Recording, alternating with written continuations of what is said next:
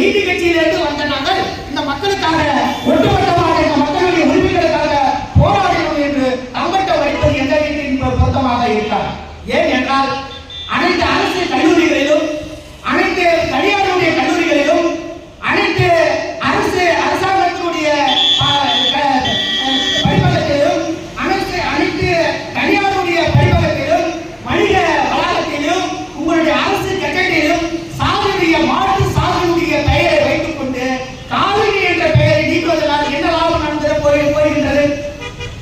செட்டியார் கல்லூரி என்றால், கந்தசாமி நாயகர் கல்லூரி என்றால், வேலாயுதம் செட்டியார் பள்ளிக்கூடம் என்றால், ராமசாமி பழையாச்சியார் மணிமண்டபம் என்றால், ராமசாமி திருமண மண்டபம் என்றால், இந்த பெயரை நீங்கள் அப்புறப்படுத்தாமல் எப்படி சாதி ஒழியும்? அதாவது அழைக்கப்பட்ட ஒடுக்கப்பட்ட அந்த பெயரை மட்டுமே நீங்கள் எடுத்துவிட்டால் சாதி ஒழித்து விடுவா? அந்த சாதியுடைய பிம்பம் கலந்து விடுவா? அல்லது சாதியுடைய அந்த மமதை மறந்து விடுவா? நீங்கள் அரசாங்கத்தில் இருக்கின்ற அந்த சாதி பெருமை பேசுகின்ற அத்தனை பெயர்களையும் நீங்கள் நீக்கிட்டு காவிரி என்ற பெயரை நீங்கள் நீக்கினால் உண்மையாகவே நிச்சயமாகவே நீங்கள் ஒரு சமத்துவம் சகோதரத்தை நிலைநாட்டுகின்ற ஒரு அரசாக, சுதந்திரத்தை பேணி காட்டுகின்ற ஒரு அரசாக நாங்கள் ஏற்படுத்திக் கொள்கின்றோம். ஆனால் ஏதோ ஒரு பேருக்கு காவிரி என்ற பெயரை நீக்கதாக ஒருத்தர் பாராட்டு விழா நடத்துகிறார், ஒருத்தர் சாதனை இருக்கிறார். இது என்ன போக்கு? இது மிக மோசமான போக்கு அல்லவா? இந்த போக்கை இந்திய குடியரசு கட்சி வண்டியாக கண்டிக்கின்றது. கிட்டத்தட்ட கடலூர் மாவட்டத்தில் 2.5 லட்சம் ஏக்கர் பஞ்சமி தரிசன நிலம் இருந்து கொண்டிருக்கிறது. அதிலும் குறிப்பாக வாழமதவி, நடுரோப்பட்டு, பத்திரக்கோட்டை, எஸ்புதூர், இது போன்ற அந்த மலைவாழ் அந்த மலையை சார்ந்து இருக்கின்ற அத்தனை இடங்களிலும் பஞ்சமி தரிசனம் இருந்திருக்கின்றது. இங்க அது மட்டுமல்லாமல் பட்டாளத்தில் இருக்கின்ற கோயில் நிலங்கள் எல்லாம் பஞ்சமி தரிசன நிலங்கள், நெல்லிக்குப்பத்தில் இருக்கின்ற கோயில் நிலங்கள் எல்லாம் பஞ்சமி தரிசன நிலங்கள், பண்டூட்டியில் இருக்கின்ற கோயில் நிலங்கள் எல்லாம் அது இந்து மத கோயிலாக இருக்கட்டும், கிறிஸ்துவ மத கோயிலாக இருக்கட்டும், இல்ல உமதியுடைய கோயிலாக இருக்கட்டும், இந்த நிலங்களை எல்லாம் வெள்ளக்காரன் ஆதரவாளர்களுக்காக ஒதுக்கப்பட்ட பஞ்சமர்களுக்காக ஒதுக்கப்பட்ட அந்த பஞ்சமி தரிசன நிலத்தை நீங்கள் கண்டுபிடித்து உரிமையாளராக பட்டியல மக்களுக்கு கொடுக்கப்பட வேண்டும். இதுதான் ஒரு போக்கு.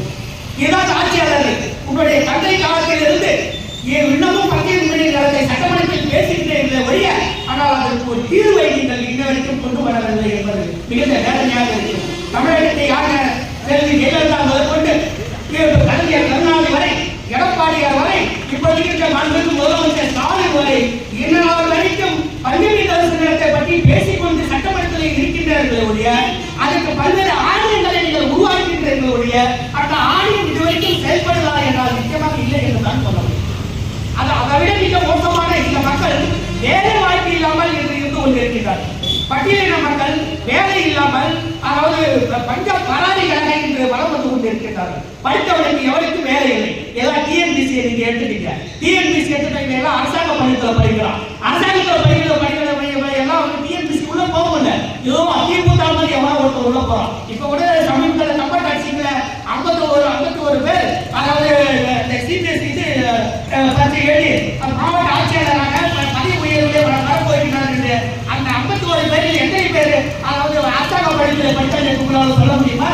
எத்தனை நபர்களுக்கு ஆதரவாளர்களால் பள்ளியை படித்தான்னு சொல்ல முடியுமா?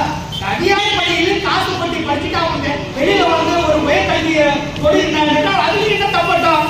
ஆனால் அரசாங்க பள்ளியிலே ஆதரவாளர் பள்ளியிலே படிக்கின்ற ஒருவன் மாவட்ட ஆட்சியாளராக, மாவட்ட காவல்துறை கண்காணிப்பாளராக, இல்ல துணை கண்காணி